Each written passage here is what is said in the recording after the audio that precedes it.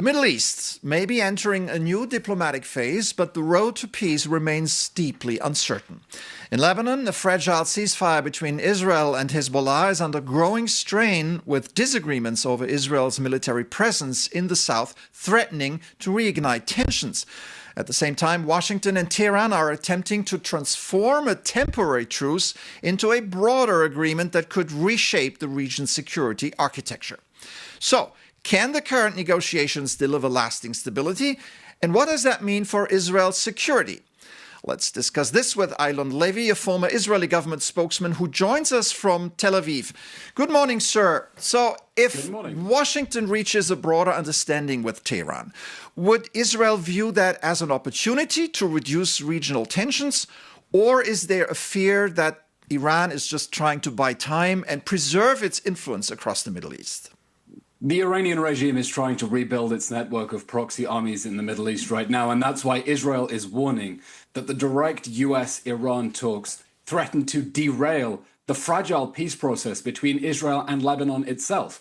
Israel's ambassador to the US this week warning we're heading for a train wreck.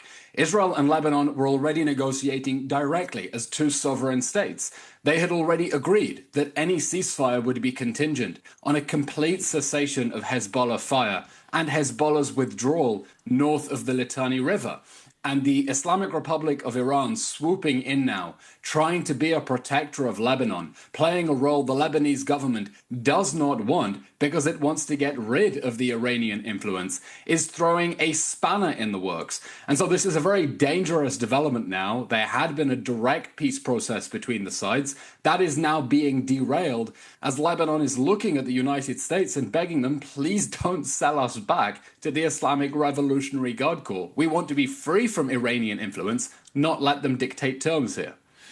For years, Israel has argued that Iran and its network of proxies are the main source of instability in the region. Are we now witnessing the beginning of a new regional order, or do you believe the fundamental security threats facing Israel remain unchanged?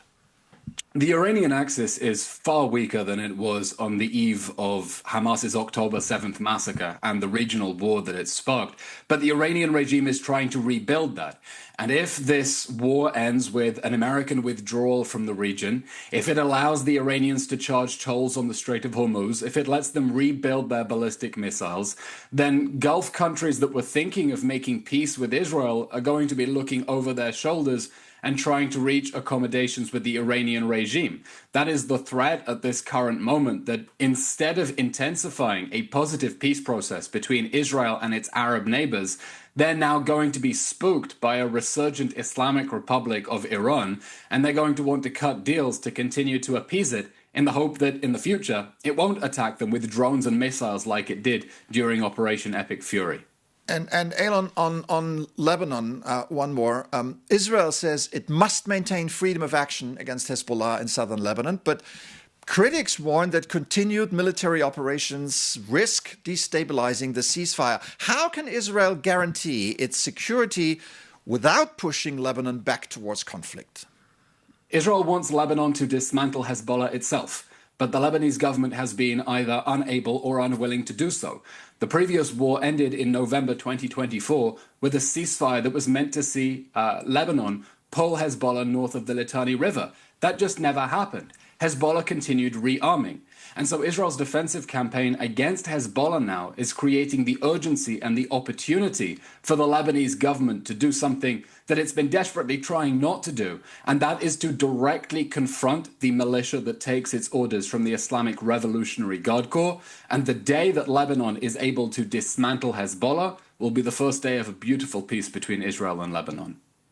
All right, Eylon Levy, former Israeli government spokesman. Thank you very much, sir, for your time this morning. Thank you.